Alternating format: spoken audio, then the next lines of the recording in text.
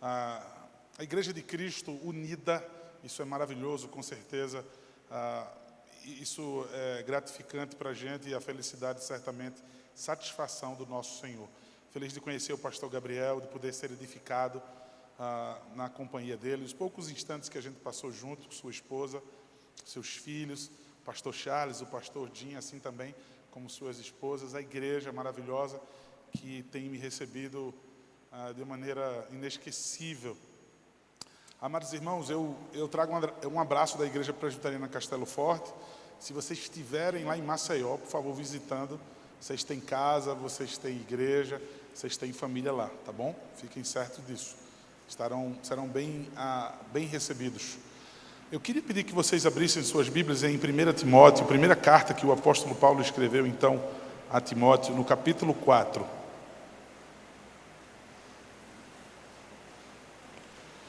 Amados irmãos,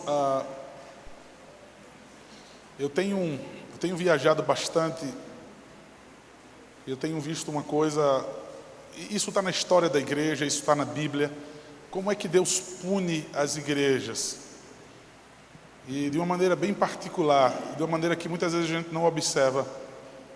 Deus, ele retém a sua palavra, Deus, ele priva o ser humano da sua palavra. Eu falo isso para a igreja reformada, eu falo isso para essa igreja. Irmãos, vocês têm pastores fiéis, vocês têm pastores comprometidos com Deus em primeiro lugar, em pregar a pureza da palavra, a simplicidade da palavra. Então, queridos, estimem os pastores de vocês. Estou falando para as duas igrejas. Em outros momentos, em demais momentos que eu viajo, eu tenho que ficar calado, tá? E quando eu falo igreja, irmão, eu não estou falando de edifício, eu não estou falando de luzes piscando e nem uma igreja abarrotada de pessoas, porque isso é muito fácil fazer. Mas uma igreja onde vocês têm o privilégio de ouvir a pregação da palavra, pura e simples pregação da palavra, irmãos, vocês são abençoados. Vocês tenham certeza disso, tá? O que eu tenho visto, o que eu tenho vivido, Deus tem privado os homens da sua palavra. Então a igreja tem tudo. A igreja tem piada, a igreja tem brincadeirinha. O púlpito é cheio de piada, o púlpito é cheio de contozinhos, de novelas. A igreja é cheia de programações, isso e aquilo outro, tá? E a igreja é privada da palavra. Então que Deus abençoe a igreja. Fico feliz de estar aqui com vocês por isso. Assim como na igreja reformada, pelo pastor que Deus deu a vocês. Que Deus os abençoe. Queridos, 1 Timóteo capítulo 4, a partir do versículo 6, do versículo 6 ao versículo 16. Queria que você olhasse para a sua Bíblia, se você abriu ela, bem desejoso de que Deus vos fale ao coração. Bem desejoso de que Deus fale ao seu coração. Diz assim a preciosa palavra do nosso Deus em 1 Timóteo capítulo 4, versículo 6 em diante. Expondo essas coisas aos irmãos, serás bom ministro de Cristo Jesus, alimentado com as palavras da fé e da boa doutrina que tens seguido. Mas rejeita as fábulas profanas de velhas caducas. Exercita-te pessoalmente na piedade, pois o exercício físico para pouco é proveitoso, mas a piedade para tudo é proveitosa, porque tem a promessa da vida que agora é e da que há de ser. Fiel é essa palavra e digna de inteira aceitação.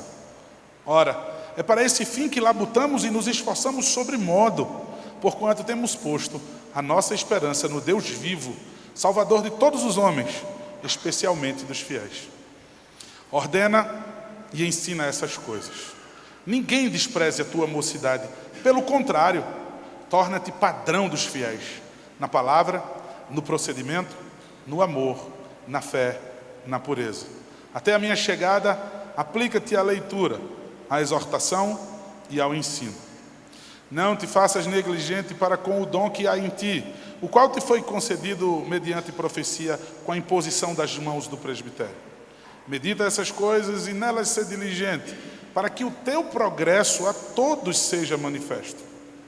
Tem cuidado de ti mesmo e da doutrina.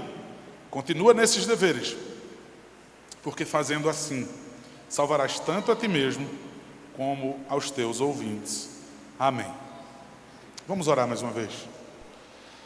Deus Todo-Poderoso, diante da Tua palavra, diante da Tua preciosa, viva, rica, exortativa palavra, nós suplicamos ao Senhor, emudece, Pai, todas as vozes que há no nosso coração, que agora tentam concorrer com a Tua palavra, Pai, que querem desviar, que querem roubar, Deus, aquilo que nós temos de mais precioso. Nesse momento, Pai, não existe nada mais precioso. Ainda que coisas pertinentes, maravilhosas, venhamos a fazer depois daqui, nesse momento, Pai, concorrendo com a Tua palavra, absolutamente nada, Pai. Então, que seja todo homem mentiroso, Pai, e a Tua palavra absoluta, viva e rica, Pai, verdadeira palavra do Senhor. Fala aos nossos corações, Pai. Fala aos corações dos jovens, fala ao coração dos adultos, dos idosos, das crianças, em o nome de Jesus, Pai. Amém. Amados irmãos, quando nós ouvimos falar sobre espiritualidade reformada, e quando a gente vê algo que é direcionado para os jovens, e muitas vezes os adultos tentam cerrar os seus ouvidos, e aí os idosos também, isso não diz respeito a mim. O salmista, quando ele diz assim, de que maneira pode o jovem guardar puro o seu caminho? Ou em outras ocasiões, quando o texto fala especificamente a palavra jovem, o adulto, o idoso, ele pode se desviar daquilo? Absolutamente não. Ele tá colocando jovem, porque o jovem não tem muita experiência de vida, porque o jovem ainda não tem muito conhecimento. Então é mais fácil para o jovem cair em armadilhas. É mais fácil dos jovens serem enganados pelo seu próprio coração. Mas de modo nenhum ele está dizendo isso se aplica especificamente aos jovens, mas se aplica a toda a igreja. E quanto à questão de ser específico, eu não queria que a gente entendesse, Paulo está falando para Timóteo, arregimentando ele, vocacionando ele ao sagrado ministério, isso não se aplica a mim porque eu não vou ser pastor. Veja, o que não se aplica a todo mundo aqui é a vocação do ministério pastoral. Mas o que aqui não se aplica e o que não é exigido em toda a Escritura a toda a igreja? Queridos, quando se fala sobre espiritualidade reformada, quando se fala sobre um evento voltado para os jovens, eu lembro da minha história, eu lembro da minha vida. Eu sou bisneto de pastor presbiteriano, eu sou bisneto de presbiterianos. Então, eu sou de uma família presbiteriana do Brasil tradicional, daquela que eu não podia faltar nunca a uma escola dominical. Eu tinha inveja, vê que coisa terrível, né? Eu tinha inveja quando alguém faltava à escola dominical, porque eu nunca faltava à escola dominical. Eu não sabia o que era ficar em casa e ver corrida de Fórmula 1 no domingo. E aí eu tinha inveja do filho do presbítero, que quando tinha escola dominical, o pai dele, presbítero, e a mãe, falava com muito orgulho que ele não veio porque ficou assistindo a Fórmula 1. A gente não faltava escola dominical, a gente não faltava culto, reunião de oração, nem se tivesse doente. Eu lembro que eu com hepatite, eu fui para a igreja caminhando bem devagar, minha mãe não faça movimentos bruscos, mas eu tinha que estar na igreja. Eu, meu irmão mais novo, meu irmão mais velho. Mas veja, porque nunca foi pregado o evangelho ao meu coração, porque nunca foi ensinado, porque esses assuntos nunca foram colocados na igreja. Eu, apesar de ter sido batizado na infância, eu cresci feito um monstro. Eu vivi feito um demônio. Apesar de estar em todas as programações, apesar de estar dentro da sociedade, de ser um sócio ali de UPA, de UMP, de participar dos acampamentos, de tudo da igreja, mas porque, principalmente na minha adolescência, a revistinha da escola dominical se passava 3 domingos falando sobre posso escutar música do mundo, e ali se gastava 3 domingos discutindo 2 horas se podia escutar música do mundo. No outro, quando acabou os 3 domingos, posso ficar, o crente pode ficar. São essas coisas, são essas garapazinhas, essas águas com açúcar, essas coisas diluídas, essas coisas fracas que idiotizam para sempre os jovens, subestimando os jovens. Eu fui expulso de 9 colégios na minha infância. E aí quando chegavam para o pastor, para alguém, sabe o que é que eu ouvia? Essa fase é difícil. Não é porque ele é jovem. E sempre eu tinha uma tolerância. Sempre me toleravam porque eu era jovem. Então havia um desprezo enorme. E havia uma concessão dentro da igreja porque é jovem. Pelo fato de ser jovem, então se tolera a falta de compromisso com o Senhor, a quebra do 5º mandamento, de respeito aos pais, de respeito às autoridades eclesiásticas, de respeito às autoridades civis, tudo isso que está englobado aí, a quebra do 5º mandamento. Porque é jovem. Porque é jovem. E por causa disso, por causa dessa tolerância, veja, quase, eu não estou no inferno hoje. A eternidade da minha alma no inferno, porque Deus teve misericórdia da minha vida. Mas porque, vejam, isso foi roubado, isso foi arrancado de mim. Nunca tinha ouvido falar do Evangelho, nunca tinha ouvido falar do ser de Cristo, da pessoa de Cristo, da sua obra. Sobre espiritualidade, nunca. Era apenas piadinhas no púlpito. Era apenas novelas e contos e entretenimentos. E Deus precisou me levar para outro lugar, para outro estado, para ouvir a pregação de um pastor presbiteriano. E ali Deus tomou o meu coração. Eu quero que vocês observem no texto, eu quero que vocês observem com muito desejo o texto, a preciosa palavra do Senhor, para que Ele nos fale ao coração. A partir do versículo 6, mais uma vez: expondo essas coisas aos irmãos, serás bom ministro de Cristo Jesus, alimentado com as palavras da fé e da boa doutrina que tens seguido. Irmãos, esse expor aí, pregação da palavra, tá bom. Nem todo mundo aqui é vocacionado, nem todo homem aqui jovem é vocacionado para ser pastor. Mas ele está dizendo, você vai ser um bom ministro de Cristo Jesus. Aqui é servo. Servo de Cristo Jesus. Eu e você, nós temos nenhuma outra pessoa, os que não sobem aqui para cantar, para tocar, os que não têm nenhuma liderança na igreja, todos somos servos do Senhor Jesus Cristo. E ele diz, serás bom ministro de Cristo Jesus. De que maneira? Alimentado com as palavras da fé e da boa doutrina que tem seguido. Observe qual é o alimento de um jovem. Paulo não foi tolerante, não aliviou aqui com esse jovem. Porque ele é jovem e vamos aliviar um pouco para ele. Ele fala que ele vai ser um bom servo do Senhor Jesus Cristo se ele tiver alimentado com as palavras da fé e da boa doutrina. Veja, é assim que nós servimos a Cristo. Eu não sirvo a Cristo aparecendo, me expondo e querendo brilhar e querendo reconhecimento. Quem é que se torna, quem é que está apto para servir o Senhor Jesus Cristo? Aquele que se alimenta da palavra, aquele que tem uma fé genuína, aquele que tem um relacionamento com o Senhor Jesus Cristo. Senão ele não tem nenhuma vocação para servir a Cristo. Como é que nós temos servos de Cristo? Como é que nós temos membros da igreja que não se alimentam da palavra e não têm fé?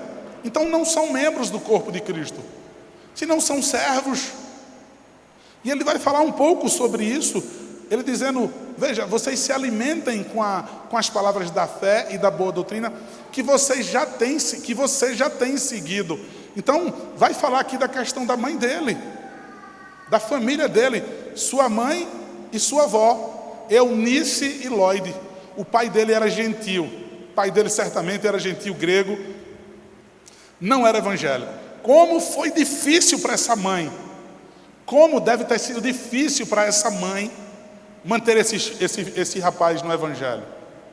Vai dizer o texto que desde a infância tu sabe as sagradas letras. Hoje a gente sabe que os filhos eles se inclinam para o pai ou para a mãe descrente.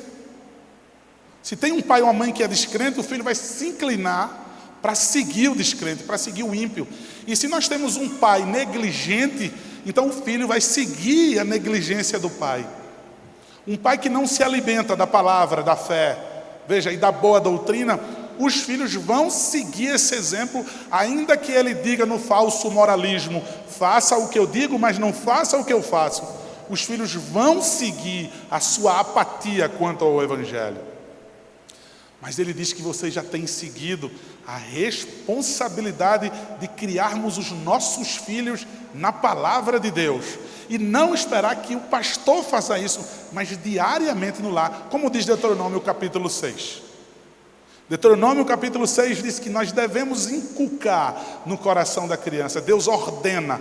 Veja, Deus não ordena somente para um pastor, Deus não ordena para o sacerdote, para o profeta, mas para todos os chefes de família, Deus ordena: inculca isso no coração dos teus filhos. Ele vai dizer: ao levantar, ao deitar. Ele vai dizer: ao sentar na mesa. Ele vai dizer: ao sair. Porque ele coloca nos umbrais da porta. Ou seja, os filhos saindo de casa e quando entram em casa. Ou seja, alguém vai dizer: isso é um fanatismo. É o tempo todinho Bíblia para o menino. Deus disse: eu ordeno que vocês inculquem isso no coração dos seus filhos. Menos que isso, metade do que isso, e vamos dividir a metade da metade do que isso, é legalismo para a igreja evangélica moderna. Você colocar isso para o seu filho, Deuteronômio capítulo 6, metade da metade é fanatismo, é legalismo, é tantos ismos que são colocados. Agora, a igreja evangélica moderna, a atual igreja, ela evidencia que tem alguma coisa errada com a nossa juventude, que tem alguma coisa errada com os homens, que tem alguma coisa errada com o ser humano, porque nós não somos diferentes do mundo lá fora, porque nós não somos relevantes para o mundo. Ele diz: a doutrina que você já tem seguido. Ou seja, mesmo tendo só a mãe, ela educou ele nos caminhos do Senhor. Ele não optou seguir o pai dele, adorando outros deuses, vivendo uma vida em devassidão. Mas ele diz: a doutrina que você tem seguido é pela palavra do Senhor. Veja, ele não está falando aqui pelos costumezinhos que sua mãe criou você, pelo tradicionalismo que tua mãe criou. Eu fui criado nos tradicionalismos. Nada disso impediu que eu ofendesse tanto o meu Senhor. Nada disso impediu que eu blasfemasse tanto o nome do Senhor, envergonhasse o nome do Senhor. Porque era só tradicionalismo. Nunca a palavra da boa doutrina, nunca a palavra, porque doutrina tem em todo canto, porque Bíblia supostamente tem em todo canto, porque pregação supostamente tem em todas as igrejas. Ele fala as palavras da fé e da boa doutrina, então tem a ruim. Ele fala da boa. No versículo 7 ele diz: mas rejeita as fábulas profanas e de velhas caducas. Exercita-te pessoalmente na piedade. Veja, as mulheres idosas, como é nos dias de hoje na nossa cultura, elas merecem e é devido todo o respeito a elas. Só que essas mulheres, ela como tinham os ouvidos dos mais jovens, essas senhoras, elas simplesmente, elas pegavam personagens do Antigo Testamento, criavam uma historinha e todo mundo gostava de ouvir. Então os jovens sentavam ali ao redor e ouvia. Imagina, Timóteo, todo mundo escuta aquelas senhoras, todo mundo escuta aquelas: vai para onde hoje? Vamos lá ouvir aquelas conversinhas, aquelas novelinhas. Eu não vou. Mas por que tu não vai? Rapaz, tu é todo radical, né? Ele não, a igreja dele é diferente, ele é radical. Todo mundo está escutando, Timóteo. E outra coisa, não venha criticar não, porque ela fala de Deus. É história gospel, porque tem o nome de Deus. Rejeita as fábulas profanas. Rejeita as fábulas profanas. Não, mas tem Jesus hoje. Mas ele fala de Jesus, ele conta muita piada, mas ele fala Jesus depois. Ele termina dizendo: Jesus te ama. Ele fala de casamento, ele brinca com coisa séria. Ele fala de casamento contando piada e tal. Não muda nada. Todo mundo dá boas gargalhadas e tal. Eu quero saber se os maridos voltam para casa com suas esposas, respeitando suas esposas, amando suas esposas, honrando os votos que fizeram diante de Deus e diante dos homens. As piadas satisfazem ali a igreja naquele momento. Não curou, não restaurou, não reformou, não transformou. E os jovens aqui, vê que semelhança nos nossos dias. Sentavam para ouvir. E ai de quem criticasse, porque eu vou repetir. É aquela concessão que a gente diz, não, eles estão indo para aquela igreja, veja, aquela igreja é assim, mas todo mundo vai. Eu também não sou tão radical, pelo menos não estão no mundo. Pelo menos não estão no mundo. É melhor do que estar no mundo, é ou não é? Paulo vai dizer, rejeita. Não importa se todo mundo está indo para aquela igreja ouvir aquela aguinha com açúcar, aquele nível raso, para estar brincando, iniquidade associada a ajuntamento solene, tomando o nome de Deus em vão. Você ou vocês estão sendo alimentados com a palavra da fé e da boa doutrina. Como vocês estão alimentados, como vocês estão nutridos, vocês têm condições de rejeitar aquilo que não presta. Rejeita. Diga não.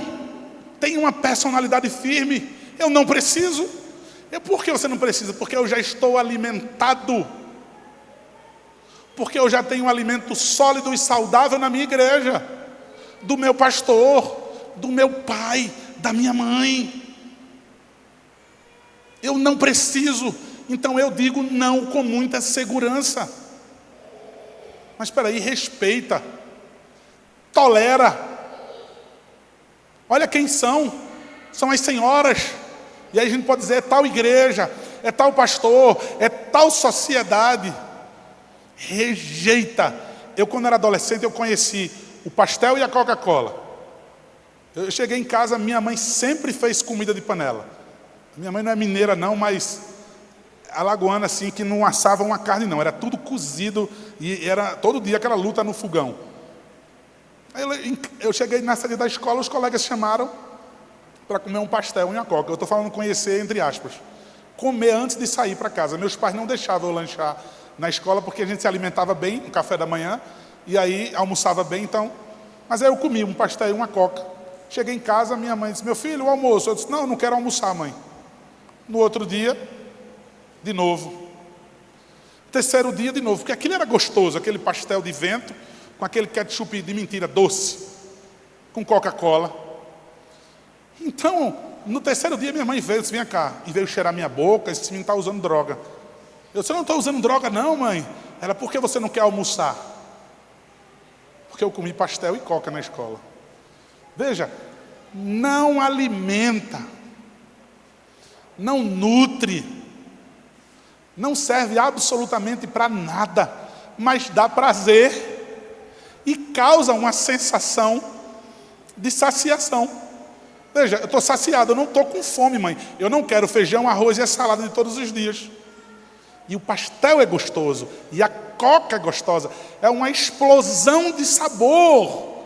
Mas me digam, nutre, alimenta, é saudável? Mas espera aí, o que é que tem? Mas o que é que tem? Paulo está dizendo, rejeite. Rejeite. E ele diz, exercita-te pessoalmente na piedade. Olha o que ele está dizendo. Se alimente bem. Rejeita o que não presta. E exercita-te. Olha com que ele está preocupado, com a saúde desse jovem. Ele está falando da saúde desse jovem, ele está preocupado com a saúde desse jovem.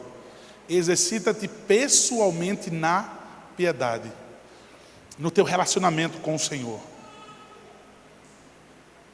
Veja, não espere a UPA se reunir, não espere programações, não espere isso e aquilo outro, não espere um pastor ser crente por você. Sabe como era na adolescência? Se alguém dissesse, se você é crente, você é evangélico, eu dizia, vamos para a igreja. Vamos para a igreja, vai escutar o pastor, vem ver como é o povo, porque olhar para mim e me ouvir, certamente não vai sair nada e você vai ver tragédia. Eu, não o pastor ser crente por mim, não a igreja, o resto dos irmãos, mas eu pessoalmente tenho que ter um relacionamento com o meu Senhor. Eu tenho que conhecer a Cristo, o ser dele, a sua obra. Você já parou para pensar, irmãos, a juventude de hoje como é que está? Fala de Jesus Cristo para mim. O máximo que fala é o filme do Mel Gibson. É o máximo. The Chosen. É o máximo que alguém consegue falar. Pastor, é porque me dá trava aqui assim. Eu não sei o que é, como eu já ouvi isso. Eu ouço isso antes de ser pastor, desde a adolescência. Eu não sei o que acontece comigo não. Quando eu vou na faculdade, na escola, falar de Cristo para alguém, rapaz, trava. Simplesmente não sai nada. E aí já me perguntaram, antes de eu ser pastor e depois de eu ser pastor, pastor, o que é isso? O que é que eu posso fazer? Porque quando eu tenho uma oportunidade de falar de Cristo, não sai nada. Aí eu respiro fundo para dizer, sabe por que não sai nada? É porque você não tem nada de Cristo aí dentro. A boca vai falar do que está cheio o coração. Você não conhece nada do Senhor Jesus Cristo. Absolutamente nada. Você não o conhece. Você não caminha com Ele. Você não sabe nem o que Ele fez por você. Ele morreu por mim. Por quê? Ele morreu por você? Como? Me explica. Para me salvar do pecado. Não, para salvar você dele mesmo, da sua ira. Porque Deus odeia o pecado. É você que vai estar frente a frente com Deus. Não é o seu pastor por você. Não são os seus pais. Agora, Cristo, Ele pode ser o seu advogado. Ele pode lhe justificar. Mas veja, não sabe nada disso. Você quer uma prova de que Deus está livrando você da ira dele mesmo? Olha para a cruz do Calvário. Já que não se acredita mais, Deus é amor e Deus jamais. Vê se é real a ira santa de Deus. Esse atributo de Deus. Vê se ele é real. Olha para a cruz. E veja o que foi que Cristo fez com o seu próprio Filho. 2 vezes. 3 vezes ouve-se uma voz do céu. Uma vez na entrada triunfal de Jerusalém. Esse é meu filho amado, a ele ouvi. Mas na transfiguração e no batismo de Jesus, ouve-se uma voz do céu que disse, esse é meu filho amado, em quem eu me comprazo, em quem eu tenho prazer. Em Isaías 53, em Isaías capítulo 53, versículo 10, Deus se agradou em moer o filho e fazê-lo enfermar. Deus tem prazer no seu filho e agora ele tem prazer em moer o seu filho e fazê-lo enfermar. Deus tem prazer porque Ele viu o meu pecado e o seu pecado. Veja, até aqui, que espiritualidade é essa que nós temos? Reformada? Não. Vejam, esse é meu filho amado em quem eu me comprazo. Por minha causa e por sua causa, Deus se agradou em moer o filho. Eu sei dizer sobre essas coisas. Eu sei explicar o tanto e o tanto sobre isso. Porque, pastor, eu não sei, eu sou tímido. Você não é tímido. Você não é tímida. Quando você está de frente da banca examinadora da universidade, aqueles examinadores, eles querem te destruir, eles querem te reprovar. E você se prepara 4, 5 anos. E aí você defende uma tese. Você tem um argumento. Sabe o que é que você faz? Você vai lá na frente daquela banca examinadora. todo mundo ali, ó, para lhe provar, para lhe testar. Sabe o que é que você faz? Você que é tímido, você jovem tímido, você vai lá e dá um show. E você volta para casa e diz: tirei 9,5, tirei 9, tirei um 10. E você volta orgulhoso. Mas para falar de Cristo, você é tímido. Você convence o RH da empresa de que aquela vaga é sua. Tantas pessoas disputando. E você é tímido. E você é tímida.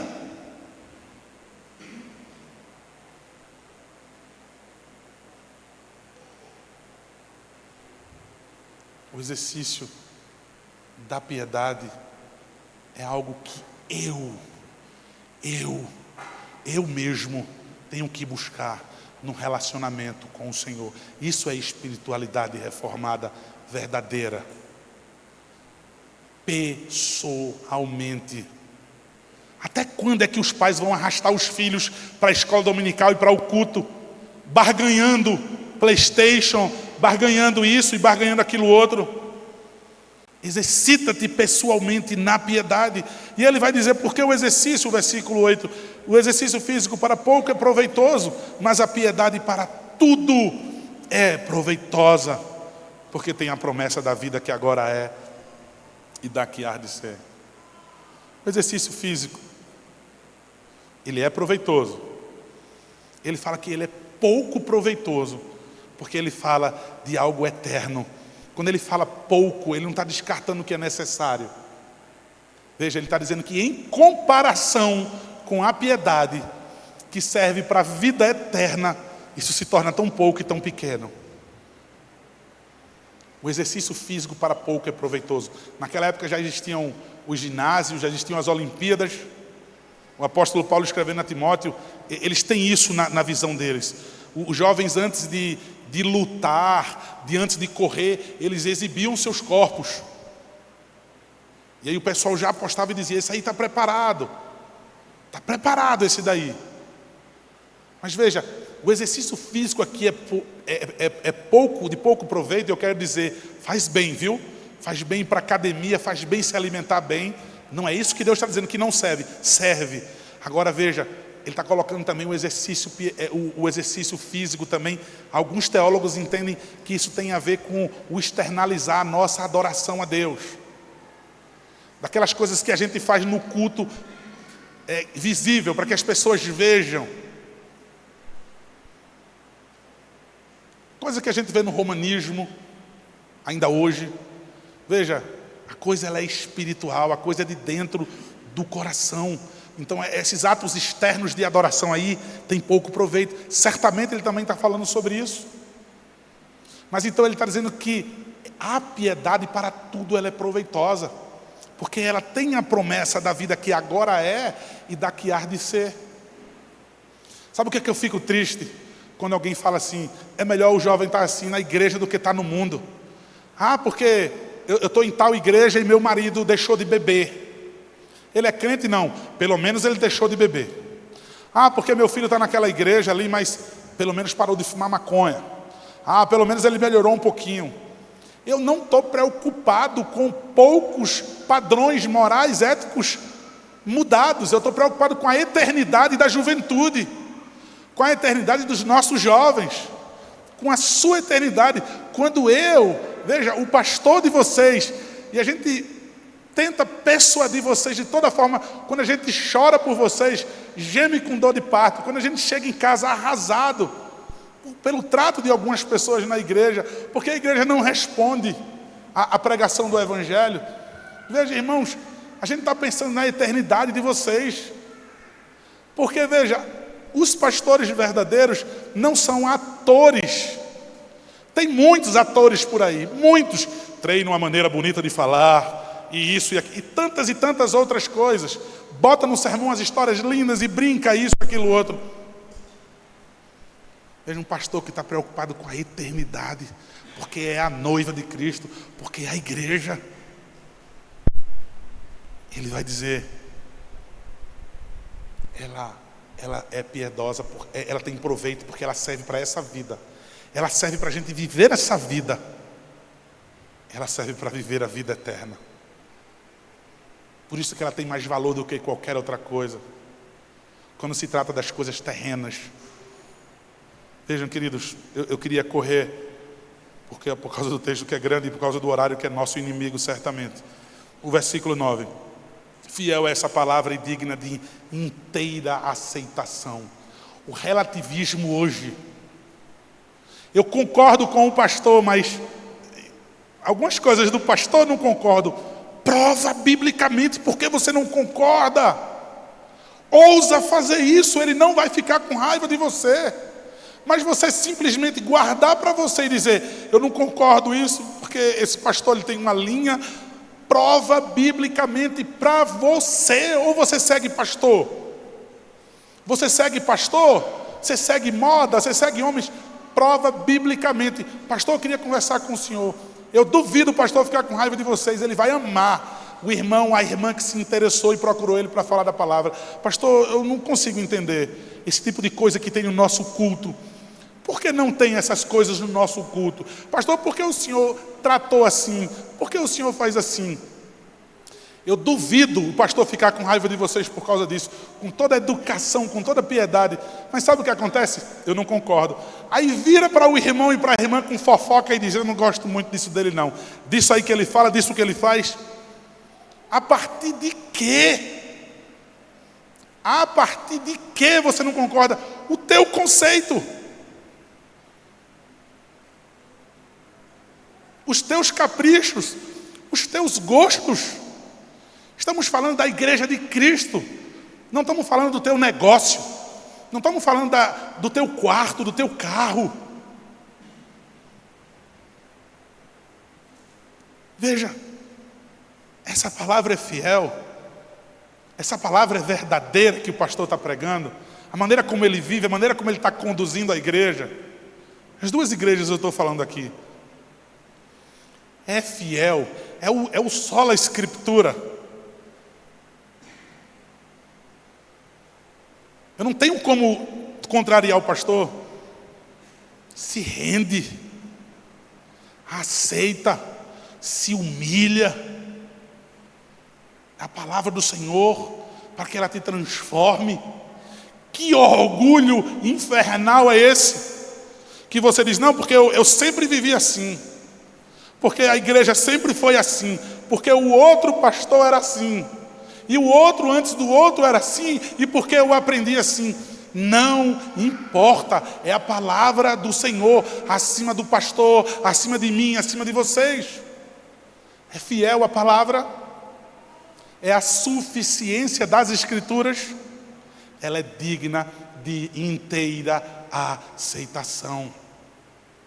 Já dizia o teólogo, se você acolhe algumas coisas só da palavra e você rejeita outras, não é a palavra de Deus que você ama, é o seu próprio ventre, é o seu ego que você ama e não é a palavra. Ela é digna de inteira aceitação, sem relativismos. Não, porque eu não penso assim, porque eu não concordo. Prova para você mesmo, em primeiro lugar, pela palavra de Deus. Irmãos, eu já estou farto disso. Dentro da igreja presbiteriana, vamos esquecer as outras igrejas. Eu não concordo. Tá, abre a Escritura, pelo amor de tudo. Abre a Escritura e mostra por que você não concorda.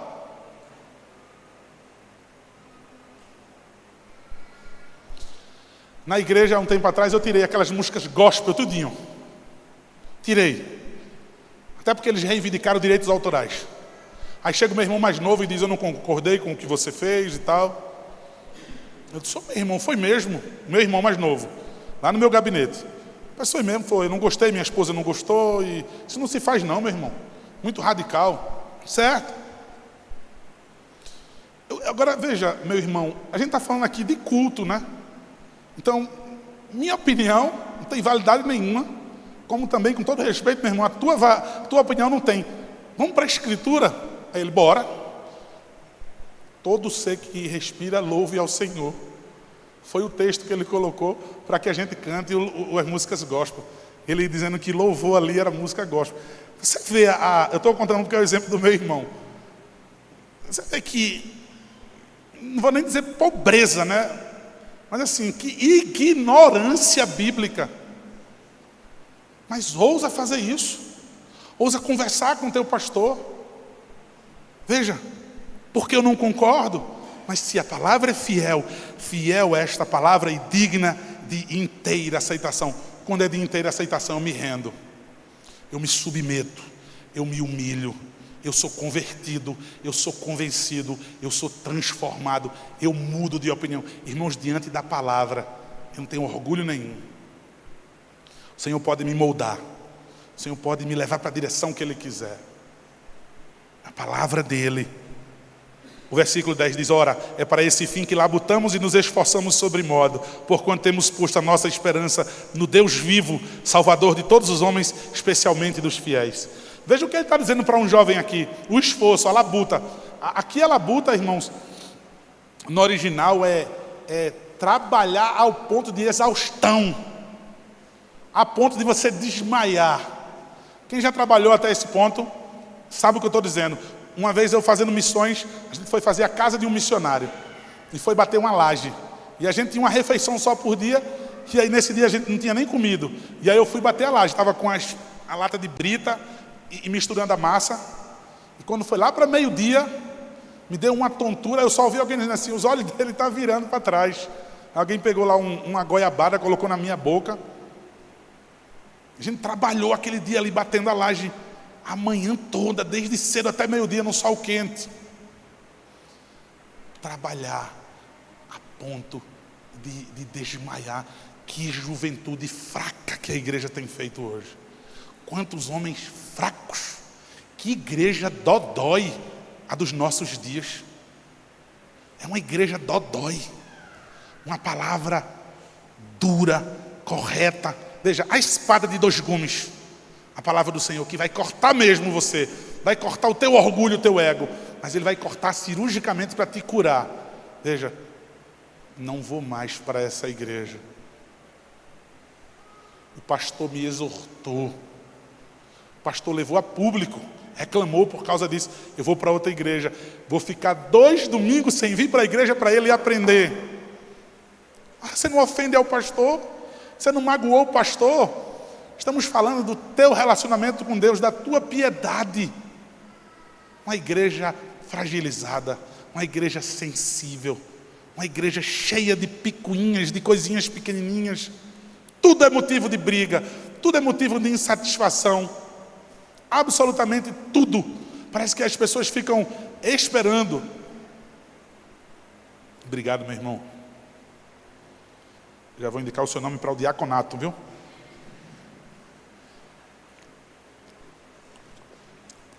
Inclusive, todos somos diáconos, né? Para servir a igreja. É função do diácono trazer água, não é de toda a igreja. Queridos, para não ofender os diáconos, vejam só. A igreja sensível lá no mundão lá fora. Veja que o que eu te falo é verdade. No teu trabalho, o teu chefe te humilha. Ele chega na frente de todo mundo e diz: que horas é essa? Não quero saber não. Quando ele fala da meta, ele te humilha. Muitas vezes são as mulheres que são humilhadas, todo tipo de assédio, se submetem. Por que você não vai embora?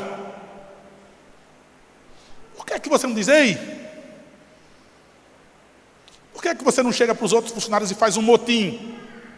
Faz um motim no teu trabalho contra o teu chefe para tirar o dono, o patrão da empresa?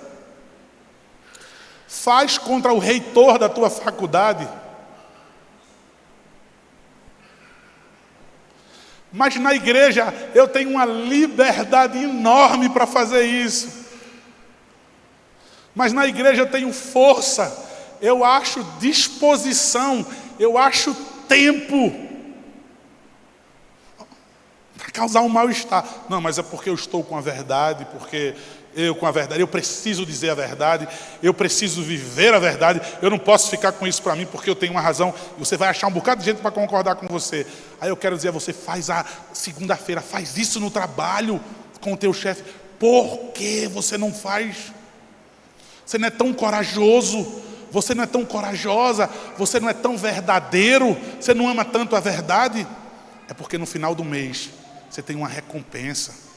No final do mês você tem umas coisas que você superestima, números na conta bancária.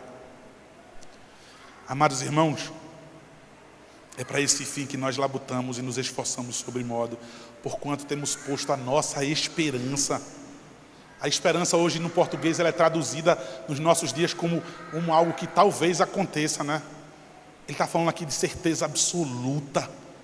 Esperança, talvez, não. Aqui é certeza absoluta. Ele está dizendo no Deus vivo, Salvador de todos os homens, especialmente dos fiéis. Por que Salvador de todos os homens? Porque o sol e a chuva nascem sobre bons e maus, sobre justos e injustos. Porque a chuva vai cair na lavoura e aí vai nascer os frutos e vai salvar aquela família que estava com fome, que precisava colher e vender, que precisava comer. E aí quem foi que salvou aquela família? Deus. Então as pessoas entendiam, Deus é o Salvador. Ele diz especialmente, ou seja, salvificamente especial daqueles que são fiéis. Irmãos, olha, ele está dizendo aqui especialmente dos fiéis. Ele não está dizendo daqueles que têm o nome no hall de membro da igreja.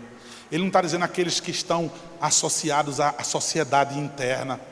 Ele está dizendo aqueles que são fiéis.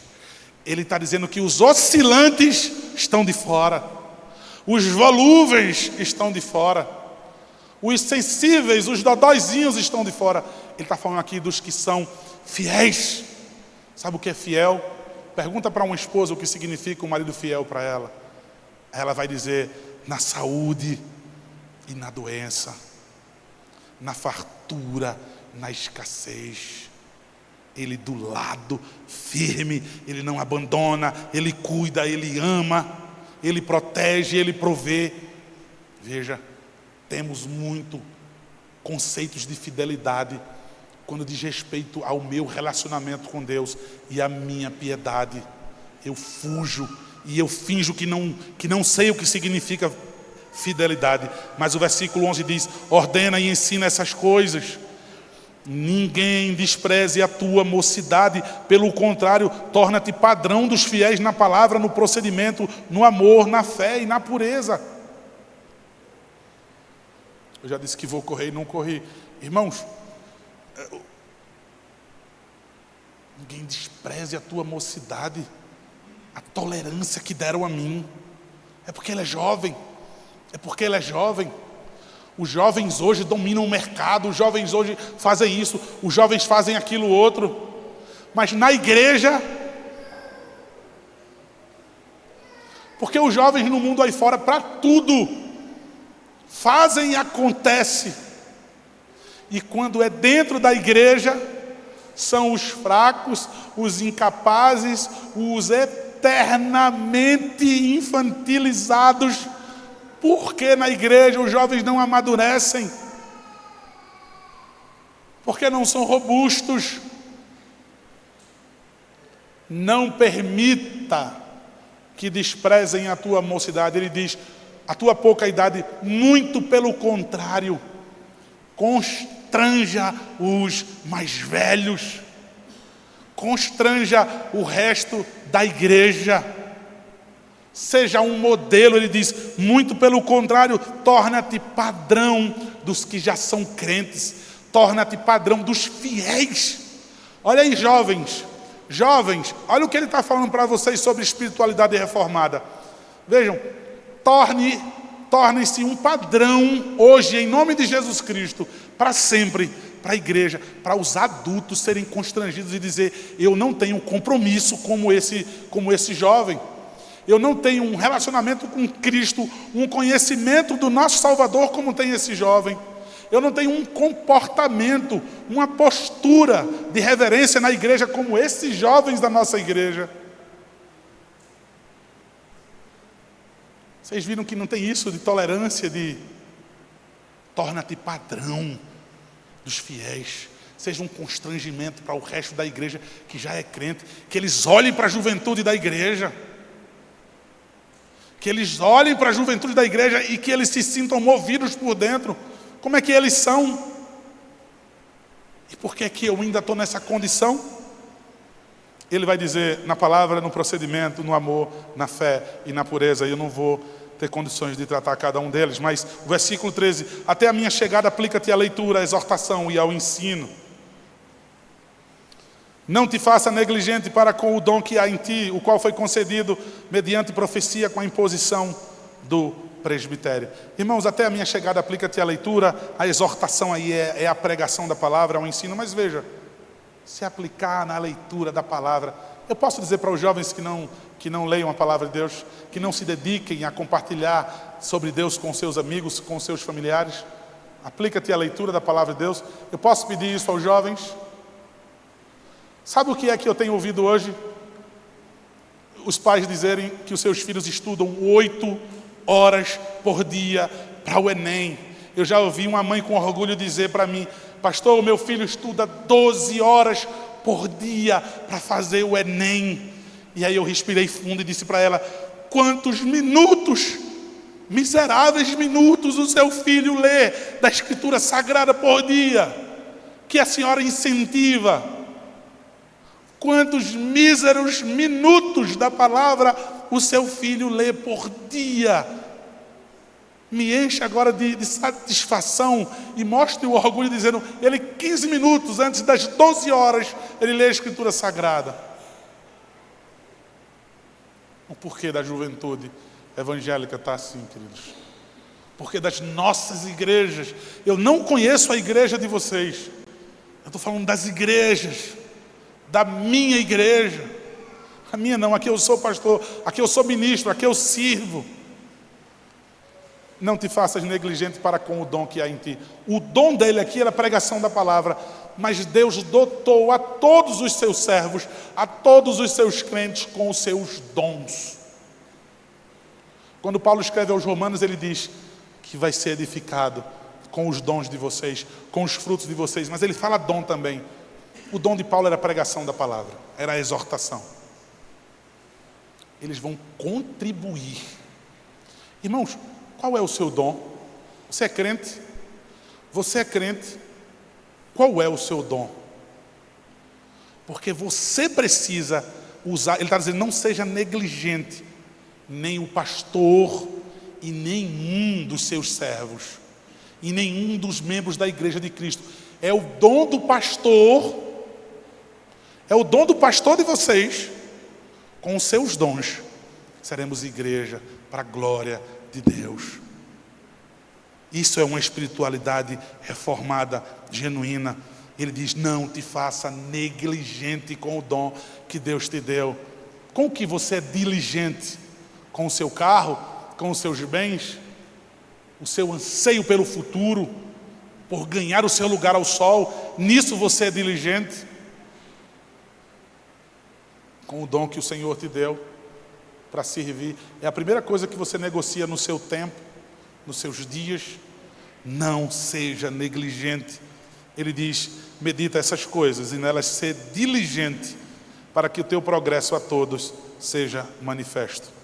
Tem cuidado de ti mesmo e da doutrina. Continua nesses deveres, porque fazendo assim, salvarás tanto a ti mesmo como aos que te ouvem. Queridos, encerrando mesmo.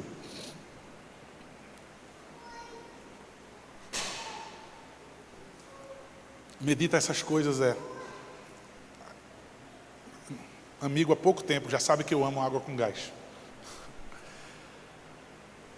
Meditar é ponderar, é deixar que essas coisas que foram ditas para ele, essas coisas que estão sendo ditas para a gente agora, deixar que isso mexa comigo, não permitir que isso vá embora daqui a pouco quando a gente lanchar, não permitir que isso seja roubado do nosso coração quando nós dormirmos, mas que isso seja efervescente no nosso coração, que se possível destile o nosso sono hoje, enquanto eu não me ajustar com o Senhor. Medita nessas coisas e nisso aqui seja diligente. Ele fala que o teu progresso a todos seja manifesto.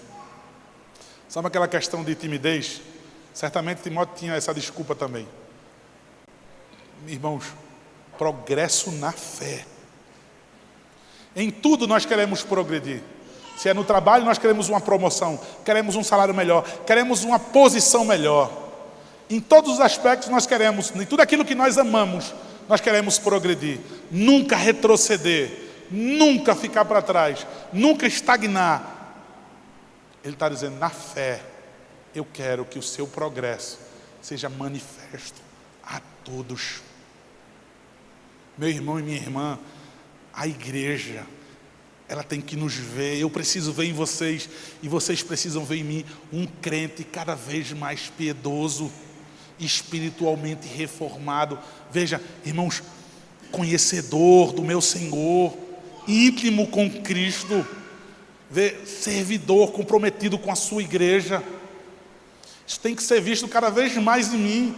Cada vez mais isso tem que ser visto em mim. Que o teu progresso na fé seja manifesto a todos. Aqui não tem exibicionismo, porque ele gosta de se mostrar. Aqui não está falando sobre ser reconhecido e aplaudido pela igreja. Talvez você nunca seja reconhecido pela igreja, mas Deus, que é o que importa, está vendo. Veja, mas a tua fé tem que ser manifestada. As pessoas têm que ver que tu é um jovem cada vez mais maduro, um homem cada vez mais maduro na fé. Cuida de ti mesmo e da doutrina. Fazendo assim, esses deveres, continuando esses deveres, você vai salvar tanto a você quanto aos que te ouvem. Cuida de vocês mesmos. E como vocês não são pastores, cuidem do que vocês estão ouvindo. Cuidem a quem vocês acessam no YouTube para ouvir pregação. Vocês têm pastores. Vejam, os pastores que a gente superestima, não é aquele que vai visitar você quando você estiver doente. Não é aquele que vai te ouvir e orar com você e carregar você nos ombros. É aquele que você aplaude e fica divulgando nos grupos da igreja. O famosinho. E o teu que ora por você? E o teu que chora por você? Escuta o que ele tem dito. Continua nesses deveres. Aquilo que ele tem ensinado. Temos 3 pastores aqui pelo menos. Escutem esses pastores. Continuem nesses deveres que eles têm chamado vocês. Vejam, ouvindo isso, permanecendo nisso, vocês serão salvos. Salvos. Ele está salvando a Ele mesmo e a vocês que estão ouvindo. Amados irmãos, dentro dessas coisas que eu queria passar muito mais tempo pregando para vocês, essas poucas coisas, eu achava que estava tudo bem. Eu achava na minha adolescência que eu era um jovem crente. Se alguém dissesse para mim que eu não era crente, eu ficava com raiva. Alguém dizia assim para mim, você não parece ser crente. Quem não parece crente? Eu ficava com raiva e eu sou crente sim, eu sou presbiteriano. Mas espera aí, a tua vida, a tua conduta, o que você fala, como você vive na escola, na faculdade eu já era crente, mas na escola, enfim. Em nada você parece com Cristo. Em nada você se parece com Cristo. É como se eles dissessem, eu não vejo espiritualidade nenhuma em você. Eu só vejo carnalidade. Eu tinha certeza de que eu era crente, porque diziam para mim que eu era. Mentiam para mim dizendo que eu era crente.